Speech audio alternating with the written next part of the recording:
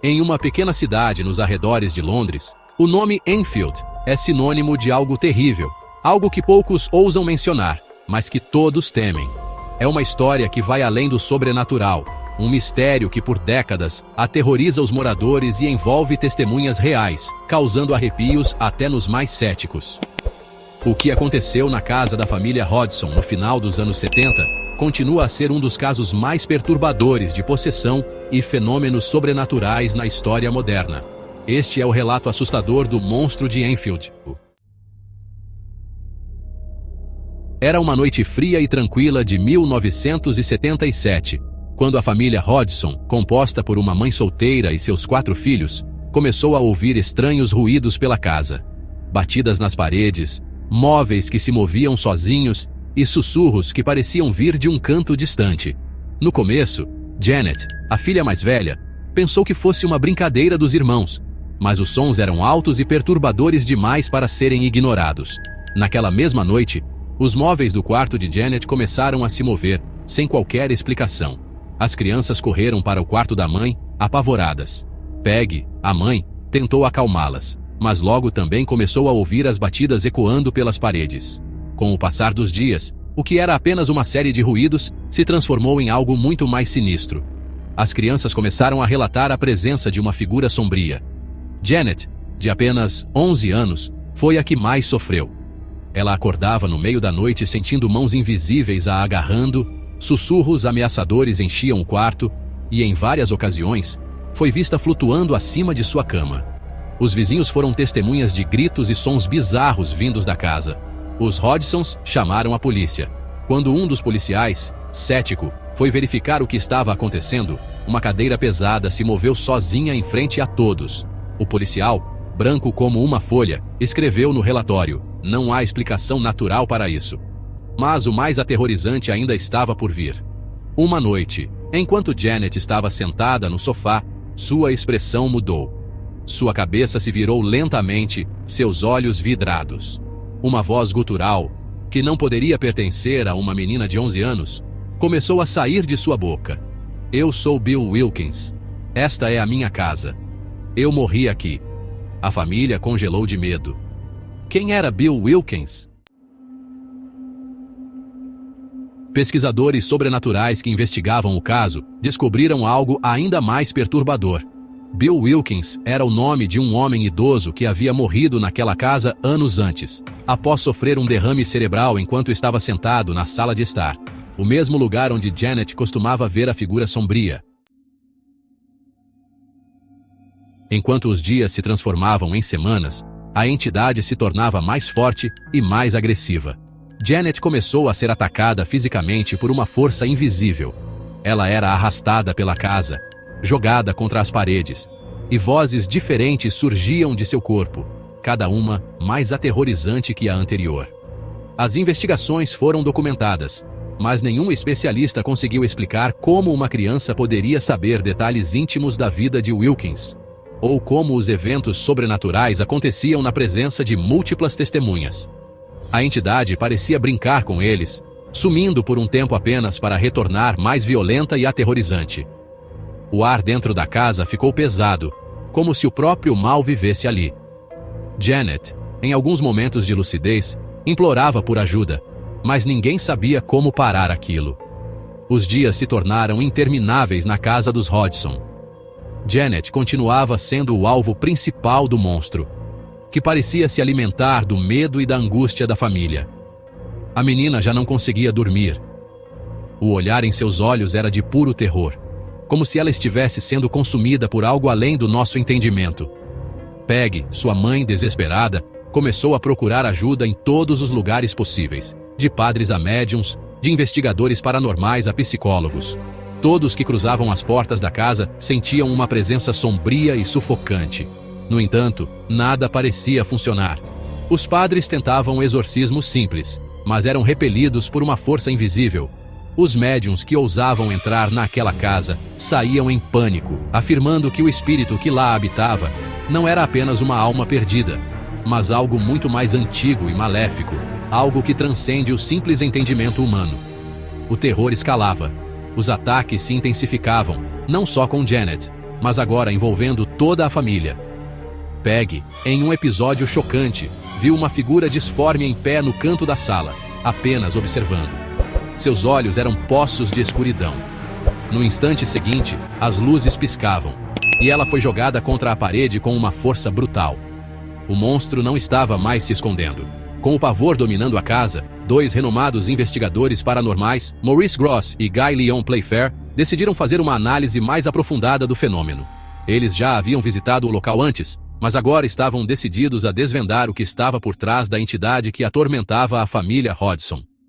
Armados com gravadores, câmeras e equipamentos de medição, passaram dias e noites na casa, esperando captar qualquer manifestação. E as provas começaram a surgir de maneiras terríveis. Eles gravaram vozes, barulhos estrondosos e até mesmo objetos sendo lançados no ar sem qualquer explicação aparente. Janet, sob observação, passou a falar com uma voz rouca e demoníaca, como se estivesse canalizando algo muito além dela mesma. "Eu sou mais do que vocês pensam", sibilava a voz através dos lábios de Janet. As sessões de gravação se tornaram insuportáveis, pois a entidade se manifestava com cada vez mais força. O ar dentro da casa parecia mais pesado, como se algo invisível estivesse drenando toda a energia. Mesmo Gross e Playfair, que haviam investigado dezenas de casos sobrenaturais, começaram a se sentir impotentes diante da magnitude do mal que enfrentavam. Eles estavam lutando contra algo além do físico, algo que parecia estar enraizado em um passado sombrio, muito antes da própria casa existir. Em um ato de desespero, Gross entrou em contato com um velho amigo, um especialista em rituais arcanos e ocultismo. Esse homem, de nome obscuro e desconhecido do público geral, avisou que a única maneira de conter a entidade seria por meio de um antigo ritual de aprisionamento, algo extremamente perigoso. Uma vez começado, não poderá ser interrompido, ele alertou. Peggy, sem opções, concordou. Naquela noite, enquanto as crianças estavam em casa de amigos, o ritual começou. O especialista desenhou símbolos antigos no chão da sala, exatamente onde Bill Wilkins havia morrido. Ele acendeu velas negras e recitou palavras em uma língua antiga, quase esquecida. A atmosfera da casa mudou. Um frio glacial tomou conta do lugar, e as batidas começaram novamente, mais fortes, mais frenéticas. O monstro estava furioso. Durante o ritual, Janet, que estava trancada em um quarto separado, começou a gritar, como se estivesse sendo atormentada por algo invisível. Gross e Peggy correram até ela, mas a porta estava trancada por dentro.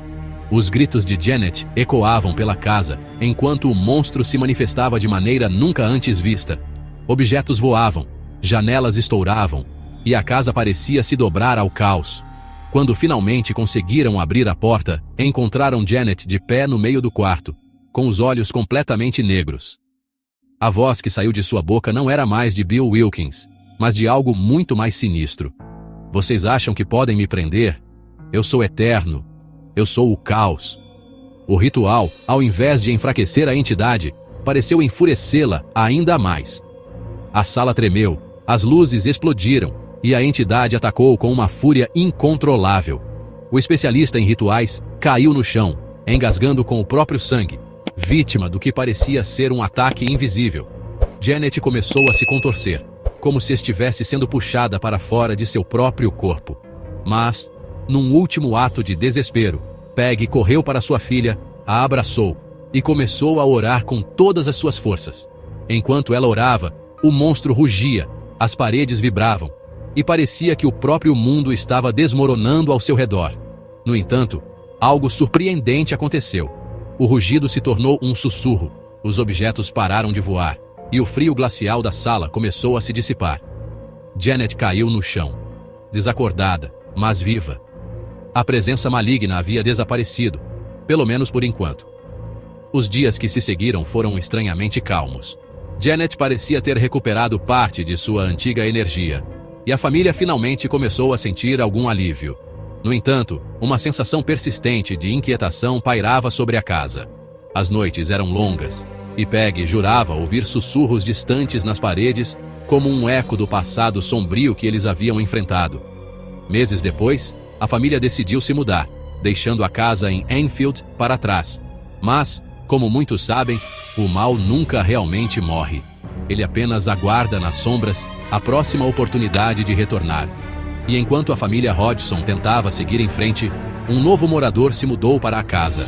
Relatos de batidas nas paredes, móveis se movendo e sussurros sombrios começaram a surgir novamente. O monstro de Enfield estava de volta, esperando pacientemente por sua próxima vítima.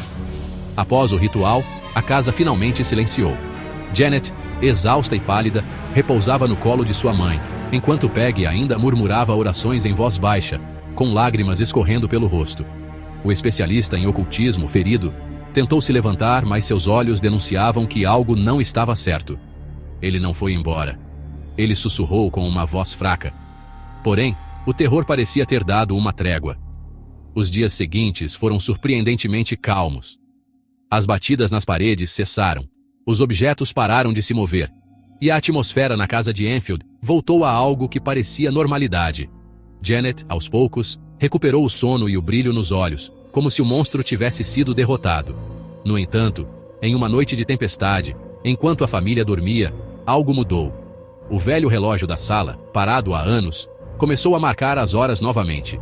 Um vento gelado invadiu a casa e, de repente, uma risada baixa, quase imperceptível, ecoou pelos corredores escuros. Janet acordou em sobressalto, com os olhos arregalados e o coração disparado.